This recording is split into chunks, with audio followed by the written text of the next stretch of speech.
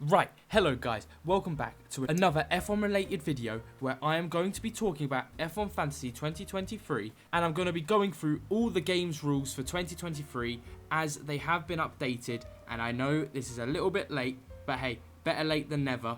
Let's get right into it. Quickly, before we do that, like and subscribe. Subscribe to my Twitter account. Join the league, F1 Fantasy, Zach F1, link in the description. But yeah, I think that's all I've got to say. Have fun. Right, so first off, in the What's New for 2023 constructors, there are two constructors that you can line up this season, which you would have realised by now if you've been playing F1 Fantasy.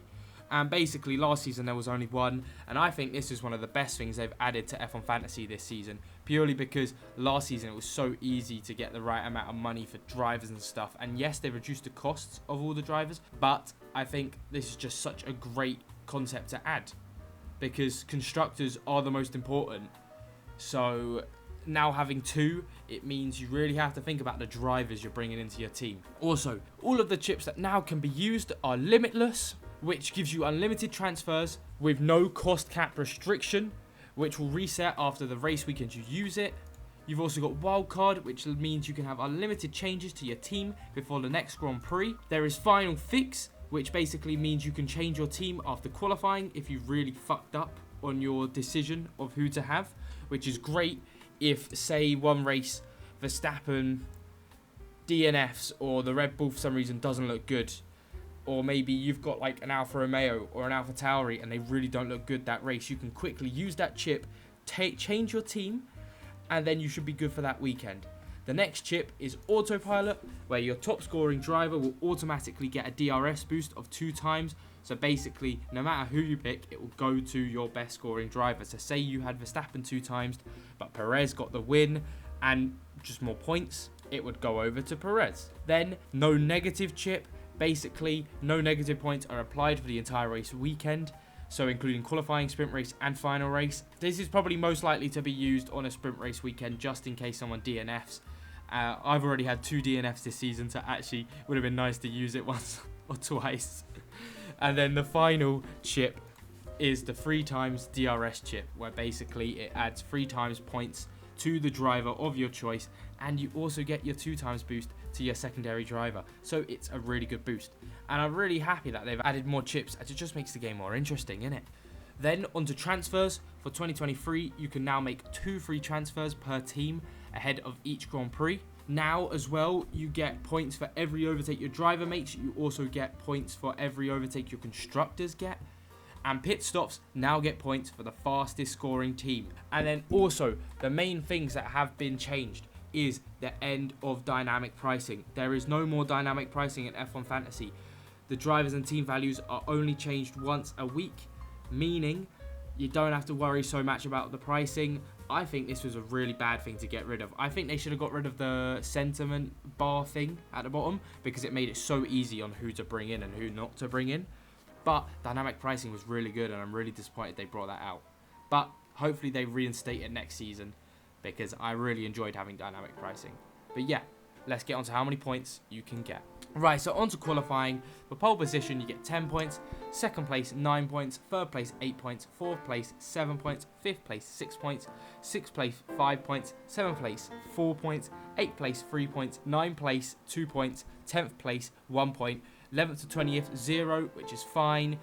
That's where most of your mid drivers are going to get, so you don't get any deduction, which is quite nice. But then no time set, -5, and then obviously a disqualification is always -15 points. That's a lot of points to lose out, especially on F1 Fantasy. Then onto constructors of qualifying. This is all brand new for this season, where if neither driver reaches Q2, you get -1 points. If one driver reaches Q2, you get 1 point. If both drivers reach Q2, you get 3 points. If one driver reaches Q3, you get 5 points. And if both drivers reach Q3, you get 10 points. I really like how they've added that to the game. There's just more chance for you to do better and worse. I just like it. It separates everyone a little bit more. Then onto the sprint races, which obviously we don't have a lot of them this season. We've got obviously more than we've had any other season, because they're basically they're not brand new, but they're newer to F1. But basically, every time your driver gains a position in a sprint race, you get a point. Every time they lose a position, they negative a point. Overtakes is 1 point as well. Now, obviously, because if you overtake someone in the pit stops, because of that, I'm guessing that's how it works. And then fastest lap, 5 points, a nice chunk of points for fastest lap. So you really want to get a driver that gets fastest lap. And then sprint race, the results I will show here. Obviously, disqualified minus 25 points for this one, and a DNF minus 20. So you really don't want to be DNFing here.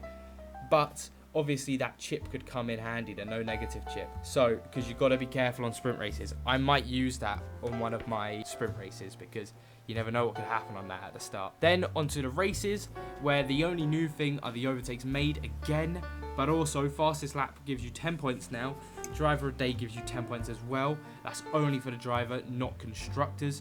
But that's great chunk of points, considering, I don't know how I feel about that though, considering driver of the day doesn't really have anything to do with how well you've done. Yes, normally it is like that, but you'll get the occasional driver of the day where obviously it's someone retiring, or it's just someone who doesn't really deserve it, and you're sort of like, well, okay, that's stupid.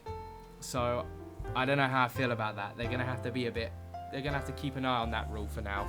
And then race results, I'll show you here again. Again, disqualification and DNF, minus 25 and 20 points. Really don't want to be taking DNFs and disqualifications this season, which is so annoying because it's nothing new from the new seasons how much points you're losing. But I've had 2 DNFs so far. It hurts, man. It really hurts. But then what's new to the race is constructors get 10 points for fastest pit stop, 5 points for second fastest, and 3 points for third fastest, which I really like because you should be rewarded for your constructor getting the fastest pit stop. Another reason to bring in Red Bull to your team. But yeah, basically, and then the final rules that are in F1 2023 for this season of F1 Fantasy. If you use too many free transfers, you get minus 4 points, which isn't actually terrible. But obviously, you want to be taking as a little minuses as possible. And then creating a team after team lock. So if you realise you fucked up and you've already used your after quali chip, then you have to take a minus 10. But realistically, if it's something serious like Max Verstappen isn't going to race after quali, you have to take that minus 10, isn't it? But yeah, hopefully this clears up everything going into this F1 Fantasy season. I will be able to make fun F1 Fantasy video for post Australia and for the next race after Australia, but it will be obviously a week before that race as I'm taking a 2-week break. But love you all. See you in a bit.